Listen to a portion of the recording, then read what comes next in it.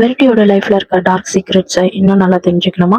அப்ப part 2 continue பண்ணுங்க. லோவன் variety வீட்டுக்கு வந்து 2 நாள் ஆச்சு. ஆனா இன்னும் வெரிட்டியோட சீரீஸ படிக்கிறதுக்கு பதிலா வெரிட்டியோட ஆட்டோபயோகிராஃபியை இன்னும் ஆழமா படிச்சிட்டு இருக்கா லோவன். வெரிட்டியோட ஆட்டோபயோகிராஃபியை படிக்கிற இன்ட்ரெஸ்ட லோவன் அவ சீரீஸ படிக்கிறதுலயும் இன்ட்ரெஸ்ட காட்டலாம். அப்பதானே வெரிட்டியோட சீரீஸ அவளால கம்ப்ளீட் பண்ண முடியும். இந்த கில்ஃப்ல லோவன் சுத்திட்டு இருக்கா. அப்பப்போ வெரிட்டியோட பெட்டையும் பார்ப்பா. அவளுக்கு ஒரு மாதிரி கில்ட் ஃபீல் ஆகும். அதனால வெரிட்டிய ஃபேஸ் பண்றதுக்கே அவளுக்கு ஒரு மாதிரி பயமா இருக்கும். எங்க நின்னாலும் வெரிட்டி அவளையே பாக்குற மாதிரி அவளுக்கு கொஞ்சம் ஃபீல் ஆகும். நடுவுல அவளுக்கு பண தட்டுப்பாடு அப்படி இப்படின்னு நிறைய பிரச்சனை வரும். இதனால ஜெர்மி மேற்கொண்டு அவங்க வீட்லயே தங்கி வெரிட்டியோட சீரீஸ முடிக்க சொல்லி லோவன் கிட்ட சொல்றான். அப்புறம் 3 நாளையில அவன் லோவனோட ஃபர்ஸ்ட் அட்வான்ஸ் பேமெண்ட்டையும் தரதா சொல்றான். லோவனுக்கு ரொம்பவே ஷையா இருக்கு. இருந்தாலும் வேற வழி இல்லாதனால அக்செப்ட் பண்றான். காலையில உட்காந்து வெரிட்டியோட புக் சீரீஸ லோவன் படிச்சிட்டு இருக்கா. அப்ப ஜெர்மேவும் குரூவும் ஃபிஷிங்க்கு போறாங்க. அத பாத்துட்டு இருக்கா. வெரிட்டி கீழே உட்காந்து புக் படிச்சிட்டு இருக்கா. அவளுக்கு எக்ஸாக்டா மேலதான் வந்து வெரிட்டியோட பெட்ரூம் இருக்கு. குரூ கைய காட்டுறான். ஆனா அது லோவனுக்கு காட்டின மாதிரி அவளுக்கு தெரியல. அவ தலைக்கு நேரா இருக்க வெரிட்டிக்கு காட்டின மாதிரி தான் அவளுக்கு ஃபீல் ஆகுது. லோவன் ரொம்பவே ஷாக் ஆயிடுறா. இருந்தாலும் அதை பெருசா கண்டுக்கல. பையன் இமேஜினரியில கூட பண்ணிருக்கலாம் இல்லையான்னு சொல்லிட்டு. சோ நாட்கள் இப்படியே போகுது. அவளுக்கு வெரைட்டிய பத்தி படிக்கிறதுக்கு இன்னும் இன்ட்ரெஸ்ட் அதிகமாயிட்டே போகுது. அதனால அடுத்த சாப்டர் அவ படிக்க போறா. வெரைட்டி பிரெக்னன்ட் ஆயிட்டா. ஆனா அவளுக்கு அந்த குழந்தைய பெத்துக்கிறதுல விருப்பம் இல்ல. ஜெர்மியோட அஃபெக்ஷன் ஃபுல்லா அந்த குழந்தைங்க பக்கம் போயிடுமோ அப்படின்ற ஒரு பயத்துல இருக்கா. ஜெர்மியோட முழு கவனமும் எப்பயும் வெரைட்டி மேல இருக்கணும் அப்படின்னு சொல்லிட்டு அவன் நினைக்கிறா. இத படிக்க படிக்க லோவன் தான் ரொம்ப டென்ஷன் ஆகுறா. ஆனா ஒரு பக்கம் யோசிச்சு பாக்குறா, இதை படிச்சு நம்ம ஏன் டென்ஷன் ஆகணும், நம்ம ஏன் கோவப்படணும்னு மேற்கொண்டு அதை படிச்சுக்கிட்டே போறா. கண்டிப்பா பெண் குழந்தைங்க தான் பிறப்பாங்க அப்படின்னு சொல்லிட்டு ஜெர்மி சொல்றான். ஸ்கேன் எடுத்து பார்த்தா பெண் குழந்தைங்க தான். அவங்க ட்வின்ஸ். அது அங்க லீகல் தான். இவன் ஒரு குழந்தைய வச்சுக்கிட்டே எப்படி சமாளிக்கிறதுன்னு தெரியாம முழிச்சிட்டு இருக்கா வெரிட்டி. இதுல ட்வின்ஸ், அதுவும் 2மே பெண் குழந்தைங்க. இவ 2ஆம் பட்சமா தான் ஃபீல் ஜெர்மிக்கு இவ 2ஆம் பட்சமா ஆயிடுவா குழந்தைங்க பிறந்த வாட்டின்னு நினைச்சிட்டு இருக்க இடத்துல இவ 3வது இல்ல 4வது இடத்துக்கு போயிடுவான்னு யோசிச்சு ரொம்பவே டிப்ரெஸ் ஆயிக்கிறா. ஆனா ஜெர்மி முன்னாடி அதை காமிச்சுக்காம ரொம்ப சந்தோஷமா இருக்க மாதிரி இருக்கா. வெரிட்டிக்கு இதை படிச்சுட்டு என்னடா அம்மா இவ அப்படின்ற மாதிரி ஒரு ஃபீல் ஆகுது. பட் அதிகமா கண்டுக்கல. வெரிட்டியோட மேனஸ்கிரிப்ட் எடுத்து வச்சுட்டு லோவன் வந்து போயிட்டு இருக்கா. ஜெர்மி வந்து லோவனை கிராசரி ஷாப்க்கு கூப்பிடுறான். அவளுக்கும் கிராசரி திங்ஸ் வாங்கணும். அதனால அங்க போயிட்டு வராங்க. அங்க போயிருக்கும் போது பேட்ரிஷியா அப்படின்ற ஒருத்தி வந்து இவங்கள ரொம்ப நக்கல் பண்ற மாதிரி, உங்களுக்கு ஏதாவது அஃபயர் இருக்க மாதிரி பேசுறா. அதுக்கு ஜெர்மி வந்து ஒரு குறிப்பிட்ட பேர் சொல்லி இவங்களை கேட்டதா சொல்லுங்கன்னு சொல்றான். ஆனா அவ என் ஹஸ்பண்ட் பேரு வில்லியம் அப்படின்னு சொல்றா. உடனே லோவன், நீங்க ஒரு பேர் சொன்னீங்களே அது யாரு அப்படின்னா, அவ அஃபயர் இருக்க ஒருத்தன் அப்படின்னு சொல்லும் போது 2 பேருமே ஒரு ஜோக் கிராக் பண்ணிட்டு போயிட்டே இருக்காங்க. வெரிட்டியோட வீட்டுக்கு வந்த வாட்டி லோவன் வந்து அங்க இருக்க பிக்சர்ஸ் எல்லாம் பாக்குறா. அதோட பிக்சர்ஸ்ல வந்து ஒரு பொண்ணோட கன்னத்துல வந்து ஒரு ஸ்கார் மார்க் இருக்கு. அந்த ஸ்கார் மார்க் வந்து பெருசான வாட்டியும் இருக்கு. இத ஜெர்மி கிட்ட சொல்றா. அந்த ஸ்கார் மார்க் இருக்க பொண்ணு வந்து ஜஸ்டின், அந்த ஃபர்ஸ்ட் குழந்தை. அதுக்கப்புறம் ஹார்பருக்கு ஒரு ஆர்டிசம் மாதிரி ஒரு ப்ராப்ளம் இருக்கு. இதெல்லாம் படிச்சிட்டு இருந்தவ வந்து ஒருவேளை வெரிட்டினாலதான் இவங்களுக்கு ஏதாவது ப்ராப்ளம் வந்திருக்குமோன்னு சொல்லிட்டு மறுபடியும் வந்து அந்த மேனஸ்கிரிப்ட படிக்கலாம்னு முடிவு பண்றான். ஜெர்மிக்கு குட் நைட் சொல்லிட்டு இவன் அந்த மேனஸ்கிரிப்ட படிக்க போறான். அந்த மேனஸ்கிரிப்ட்ல வெரைட்டி குழந்தைங்களை அபார்ஷன் பண்றதுக்காக நிறைய வழி பண்ணிருப்பா. ஸ்லீப்பிங் பில்ஸ் சாப்பிடுறது, இல்ல தேவையில்லாம நிறைய டேப்லெட்ஸ் சாப்பிடுறது, அப்படி இப்படின்னு நிறைய சொல்லி செஞ்சிருப்பா. டார்கெட்ஸ்ல இருந்து கீழே விழலாமா, ஒயர் எடுத்து ஏதாவது குத்தலாமா, இதனால ப்ளீடிங் வரும், அபார்ஷன் ஆகும். அப்ப ஜெர்மியோட கண் பார்வை வந்து வெரைட்டி மேல விழும். ஜெர்மி வந்து இன்னும் ரொம்ப சிம்பத்தியா வெரைட்டிய வந்து பாத்துப்பான் அப்படின்னு வெரைட்டி வந்து யோசிச்சுட்டு இதெல்லாம் பண்ணலாமா அப்படின்னு யோசிப்பா. இதெல்லாம் ரொம்ப குரூவலா இருக்கும். ஜெர்மி அழுதா கூட அது வெரைட்டிக்காக இருக்கணும்னு வெரைட்டி யோசிக்கிறா. அவளுக்கு அவளே சொல்லிக்கிறா. ரொம்ப குரூவலா யோசிக்கிறா. இதெல்லாம் படிச்சுட்டு லோவனுக்கு ரொம்பவே பயமாயிடும். வெரைட்டி ஒருவேளை ஒரு சைக்கோபாத்தா இருப்பாளோ அப்படின்ற அளவுக்கு லோவன் யோசிக்க ஆரம்பிச்சிருவா. ஒருவேளை அம்மாக்களே இப்படிதான் நினைப்பாங்களோ அப்படி இப்படின்னு லோவன் யோசிக்கிறா. ஏன்னா பிரெக்னன்சி டைம்ல லேடிஸ் நிறைய யோசிப்பாங்க இல்லையா. அதனால இது ஒரு நார்மல் விஷயமா இருக்கும். அப்புறம் ஒரு குழந்தைங்க வளர வளர ஒரு அம்மா வந்து நார்மல் ஆயிடுவாங்க. குழந்தைங்க வயித்துல இருக்கும் போது ஒரு அம்மாவும் குழந்தை மாதிரி தானே. அதனால இவ அப்படி யோசிச்சிருக்கலாம். மைட் பி அவ ஆட்டோபயோகிராபிங்கிறனால அதை எழுதி இருக்கலாம். நிறைய பேர் இதை வெளியே சொல்லாம கூட இருக்கலாம் அப்படின்னு வந்து லோவன் வந்து அவளுன்னு நினைச்சுக்கிறா. இன்ஃபேக்ட் லோவனுக்கு இன்னும் மேரேஜோ ஆகல, குழந்தையும் இல்ல. சோ இவளுக்கு அதை பத்தி எதுவும் தெரியாதனால இதையும் வந்து அவ ஒரு மாதிரி நார்மல் தான் அப்படின்னு நினைச்சுக்கிறா. அப்படி வெரைட்டிக்கு அவ 2 பசங்கள் மேலயும் பாசம் இல்லைன்னா, அதுவும் அந்த 2 ட்வின்ஸ் பொண்ணுங்க வெரைட்டி மாதிரியே இருக்காங்க, அவங்க மேல பாசம் இல்லைன்னா அந்த குழந்தைங்களே வேணாம்னு நினைச்சானா எதுக்காக அவ 3வது ஒரு குழந்தைய பெத்துக்க போறா. சோ பசங்க மேல அவளுக்கு கண்டிப்பா பாசம் இருக்கும். ஜஸ்ட் ஒரு கதைக்காக கூட அவ எழுதியிருக்கலாம் அப்படி இப்படின்னு லோவன் யோசிச்சு அவளை அவளே சமாதானப்படுத்திக்கிறா. இருந்தாலும் அடி மனசுல லோவனால வெரைட்டி இப்படி எழுதுனது, இப்படி பேசின இப்படி வந்து அவ புக்ஸ்ல எழுதி வச்சிருக்கிறது வந்து லோவனுக்கு சுத்தமாவே பிடிக்கல. இதே யோசனையோட அவ வெளியே போறா. அப்ப மேல வெரைட்டி ரூம்ல இருந்து ஒரு சத்தம் வருது. என்னன்னு போய் பார்த்தா க்ரூ வந்து கீழே விழுந்திருக்கான் வெரைட்டி ரூம்ல. கீழே ஒரு நைஃப் இருக்கு. அவனோட சின்னதா ஒரு கட் ஆயிருக்கு. இது எப்படி கட் ஆனுச்சு அப்படின்னு சொல்லிட்டு க்ரூவை தூக்கிட்டு வெளியே போய் அவ வந்து அந்த சின்ன வந்து பிளட் எல்லாம் வாஷ் பண்றா. பிளட் படபடன்னு கொட்டிட்டு இருக்கு. அப்ப வந்து அம்மா எப்பயும் என்னை கத்தி எடுக்க வேணாம்னு சொன்னாங்க அப்படின்னு வந்து சொல்றான். இத கேட்டு அவளுக்கு லைட்டா ஷாக்கா இருந்தாலும் அவ வேலையை கண்டினியூ பண்றா. ஜாமியும் பதட்டமா வந்து உடனே வந்து குருவை வந்து பிடிச்சி இழுத்துக்கிட்டு போய் பேண்டேஜ் போடுறான். எப்படி இப்படி ஆச்சு அப்படின்னா, கத்தியில கிழிச்சுக்கிட்டான்னு நினைக்கிறேன் அப்படின்னு வந்து சொல்றா. அதுக்கு ப்ரோ இல்ல நான் கீழே விழுந்துட்டா பட்டுச்சு அப்படின்னு சொல்றான். இவளுக்கு ஷாக் ஆயிடுச்சு. ஏன்னா அவன் பக்கத்துல கத்தி இருந்தது. அப்புறம் வந்து வெரைட்டி வந்து இப்படி சொன்னாங்கன்னு சொன்னாங்க இல்லையா, அதை ஃபர்தரா க்ரூ கிட்ட கேட்கல. இருந்தாலும் அவன் பாஸ்ட் டென்ஸ்ல சொல்லியிருப்பான். அம்மா எப்பயுமே என்ன கத்தி எடுக்க வேணாம்னு சொல்லுவாங்க அப்படின்ற மாதிரி பாஸ்ட் டென்ஸ்ல அவன் சொல்லியிருப்பான்.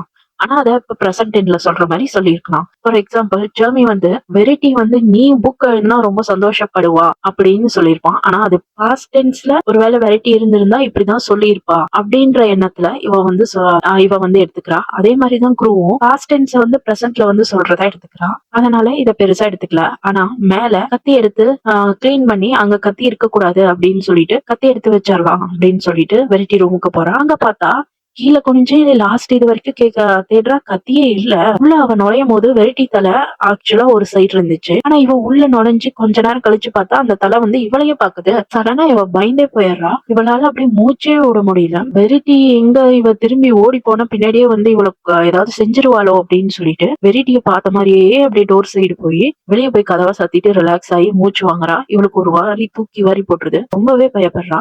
ஜெர்மி வரான். அந்த கத்தி எங்க இருக்குன்னு சொல்லிட்டு அந்த கத்தி எடுக்கலாம்னு ஜெர்மி போறான். லோவன் நீங்க போய் ரிலாக்ஸ் பண்ணுங்க அப்படின்னு சொல்லிட்டு போறான். ஆனா லோவனுக்கு ரொம்ப பயமாயிடுது. உடனே அவ கை கால்லாம் நடுங்க ஆரம்பிச்சிருது. அதை பத்தி வெளியே எதுவுமே காமிச்சுக்காம அமைதியா அந்த இடத்த விட்டு போறான். லோவன் அவளோட ரூமுக்கு போயிடுறா. போய் பேனிக் அட்டாக்கு ஏற்கனவே ஒரு மாத்திரை எடுத்துக்கலாம்னு அவ யோசிச்சிருப்பா. பிளஸ் இந்த புக் எடுக்கிறதுக்கு புக் எழுதுறதுக்கு எல்லாத்துக்குமே சேர்த்தி இப்போ வெரிட்டிய அவ்வளோ கொடூரமா பார்த்துட்டு வந்து 2 மாத்திரையா எடுத்துக்கிட்டு நம்ம எப்படியாவது இந்த சீரீஸ் முடிச்சுட்டு இங்க இருந்து போகணும் அப்படி இப்படின்னு கண்டதை யோசிச்சுட்டு இருக்கா. அவன் மைண்ட் ப்ராப்பராவே வேலை செய்ய மாட்டேங்குது.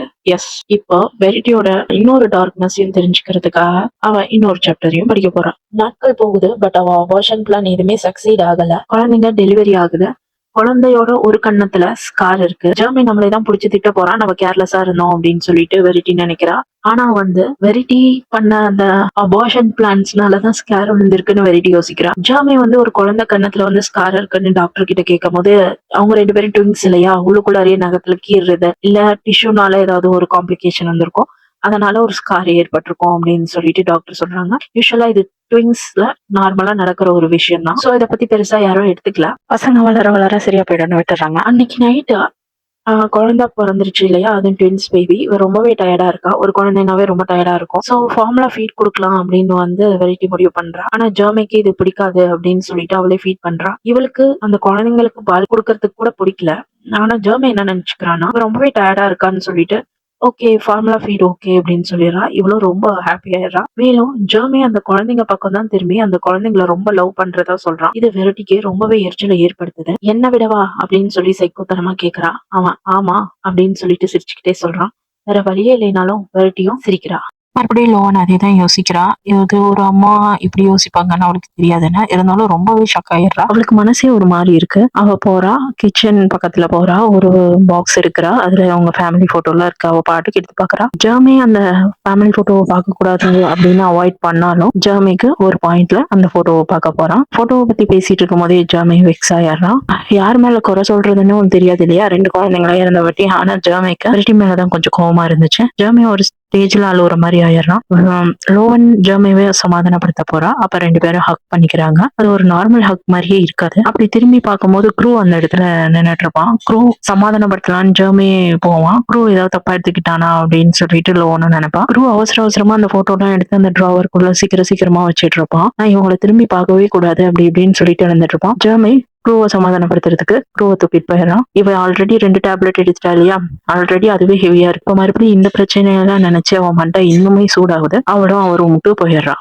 ஈவினிங் 4 o'clock ஆகுது. லோவன் வெளியே உட்காந்து சீரீஸ் படிச்சுக்கிட்டு அவளோட ஒர்க்கை கம்ப்ளீட் பண்ண முடியுதான்னு பாக்குறா. ஏப்ரல் வந்து வெரைட்டிக்கு வந்து சாதம் மாதிரி ஊட்டி விட்டுட்டு இருக்கா கிச்சனுக்கு வந்து. வெரைட்டி வந்து அவளோட வீல் சேர்ல உட்கார்ந்திருப்பா. ஏப்ரல் வந்து அவங்க கொஞ்சம் கொஞ்ச நேரம் ஃபீட் பண்ணிட்டு இருப்பா. இந்த பக்கம் பாத்தீங்கன்னா ஏரிக்கரை ஓரமா வந்து குரூ வந்து ஒரு டர்ட்டில புடிச்சிட்டு விளையாண்டுட்டு இருப்பான். அவங்க அப்பா வந்து பக்கத்துல லேப்டாப் வச்சுட்டு அவரோட வேலையை வந்து பார்த்துட்டு இருப்பாரு. லோவன் வந்து ஏப்ரல் கிட்ட போய் கொஞ்சமா பேசணும் அப்படின்னு சொல்லிட்டு ஏப்ரல் கிட்ட இந்த வீட்டுல வந்ததுல இருந்து ஒழுங்கா பேச்சு வார்த்தை எதுவுமே இல்லாதனால ஏப்ரல் கிட்ட போய் பேசுறான். இங்க எவ்வளவு நல்லா ஒர்க் பண்றீங்க அப்படி இப்படின்னு பேசிக்கிறாங்க. ஏப்ரல் வந்து 4 வீக்ஸ் அப்படின்னு சொல்றான். அப்புறம் இந்த கான்வர்சேஷனை முடிச்சுட்டு டைரக்டா வந்து ஜெர்மி க்ரூ இருக்கிற இடத்துக்கு லோவன் வந்து போறா.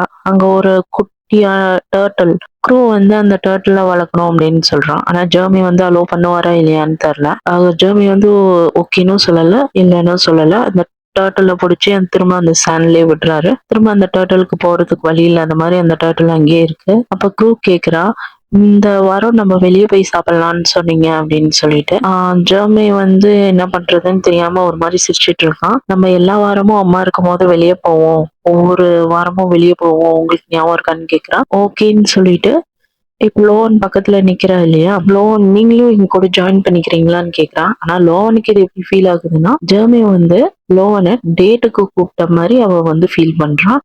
அஃப்கோர்ஸ்ன்னு சொல்லிட்டு கூட ஜாயின் பண்ணிக்கலாம். அன்னைக்கு டின்னர் நைட் ரொம்பவே நல்லாவே போகுது. லோவனுக்கு ஜெர்மி பண்ற ஒவ்வொரு விஷயமும் பிடிச்சிருக்கு. ஜெர்மி வந்து லோவனுக்கு கார் திறந்து விடுறான், டோர் ஓபன் பண்ணி விடுறான். இந்த மாதிரி ஜெர்மி வந்து ஒரு பர்ஃபெக்டான ஆளா இருக்கிறது எந்த பொண்ணுங்களுக்கு தான் பிடிக்காது அப்படின்னு யோசிக்கிறா. அப்புறம் அன்னைக்கு டின்னர் முடிச்சுட்டு வீட்டுக்கு வந்துடுறாங்க. மறுபடியும் ஜெர்மி மேல அவளுக்கு ரொம்ப இன்ட்ரெஸ்ட் வந்துருச்சு இல்லையா, மறுபடியும் வெரைட்டியோட சாப்டர்ல ஜெர்மியை பத்தி ஏதாவது தெரிஞ்சுக்க முடியுமான்னு மறுபடியும் சாப்டர் படிக்க போறா. ஜெர்மியும் வெரைட்டியும் ஹாஸ்பிட்டல்ல இருந்து டிஸ்சார்ஜ் ஆகி குழந்தைங்களை வீட்டுக்கு கூட்டிட்டு வராங்க. வீட்டோட ஒரு கார்னர்ல குழந்தைங்களுக்கான செட்டப் வந்து பண்ணிருக்காங்க. அங்க குழந்தைங்களுக்கான பேபி மானிட்டரும் போட்டு வச்சிருக்காங்க. ஜெர்மி நைட் ஃபுல்லா குழந்தைங்களை பார்த்துப்பான் வெரைட்டி கூட சேர்ந்து. வெரைட்டி ஜெர்மி வந்து குழந்தைங்க பாத்துக்கிறத பார்த்து ரொம்ப சந்தோஷப்படுவா. ஆனா மார்னிங் ஆன வாட்டி ஜெர்மிக் ஆபீஸ் கிளம்பின வாட்டி வெரைட்டி என்ன பண்றானா, பேபி மானிட்டர் எல்லா கலெக்ஷனையும் வந்து அன்பிளக் பண்ணிட்டு இவ பகல் ஃபுல்லா தூங்க போயிடுவாளாம். அந்த குழந்தைங்க கத்துனாலும் எது பண்ணாலும் திரும்ப போய் கண்டுக்கவே மாட்டாளாம். திரும்ப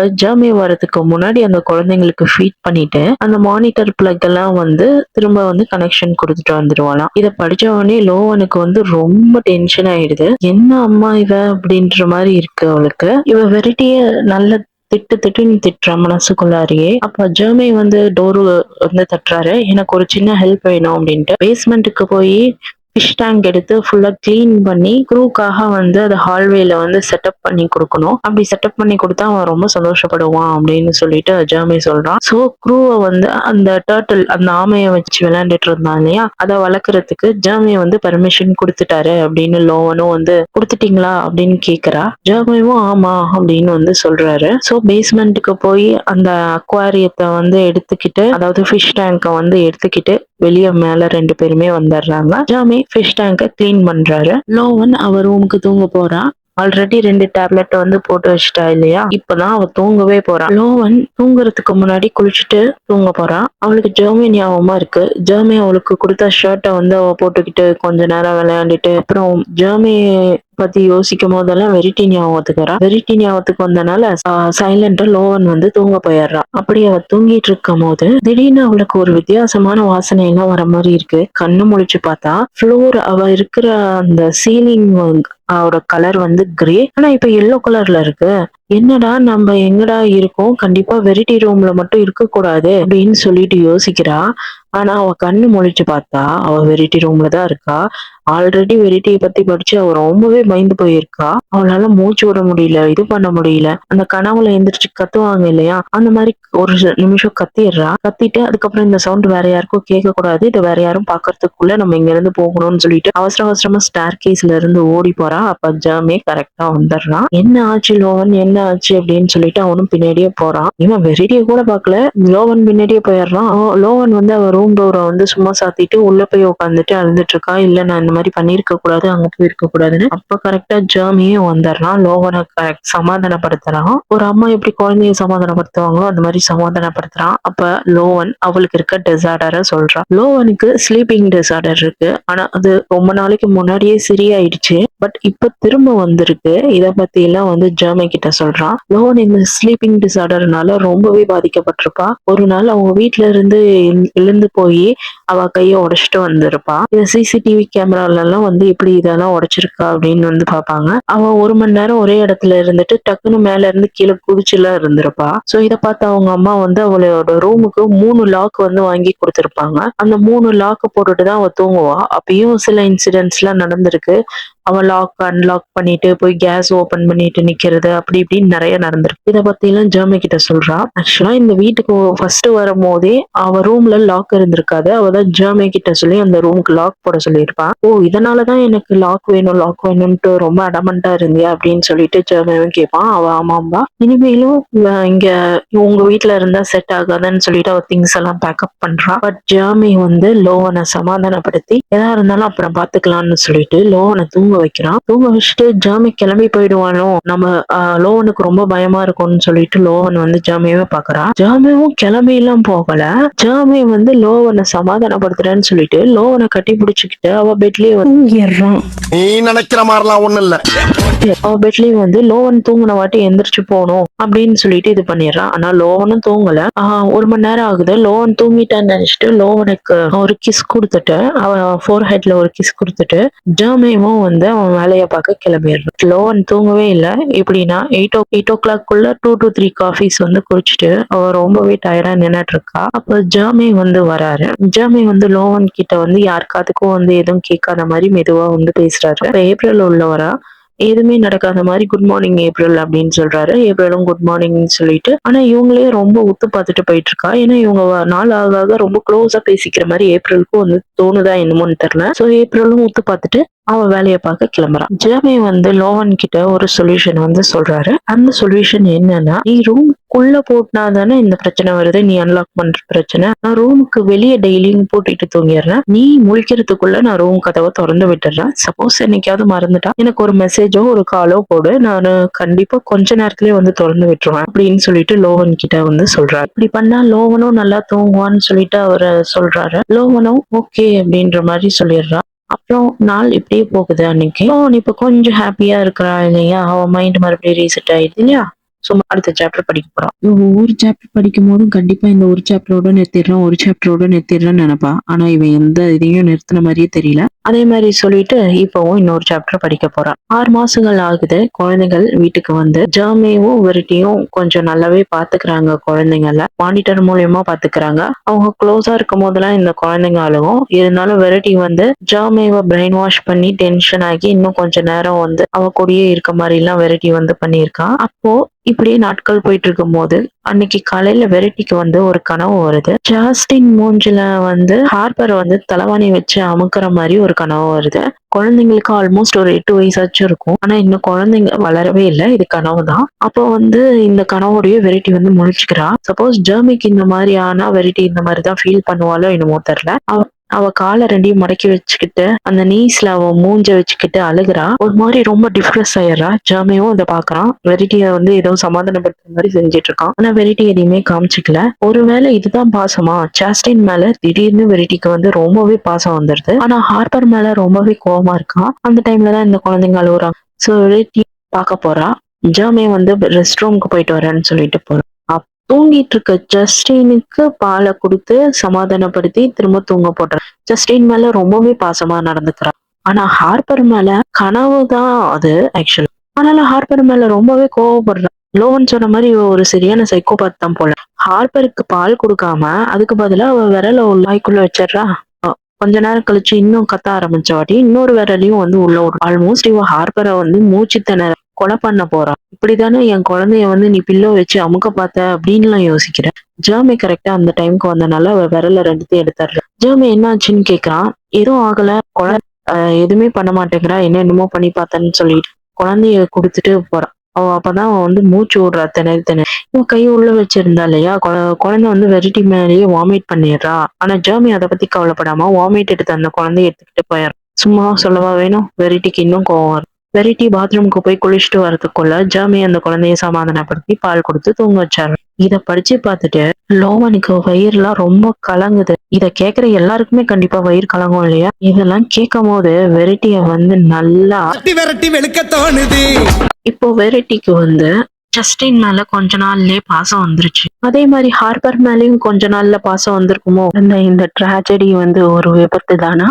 இல்ல வெரிடி தான் ஹார்பரையும் ஜஸ்டினையும் சைக்கோ மாதிரி கொன்னுட்டாளா? அப்படி கொண்டு இருந்தா இவன் ஏன் கார் ஆக்சிடென்ட் பண்ணணும்? சோ மேற்கொண்டு இந்த சஸ்பென்ஸை தெரிஞ்சுக்க நெக்ஸ்ட் பார்ட்ல பாருங்க.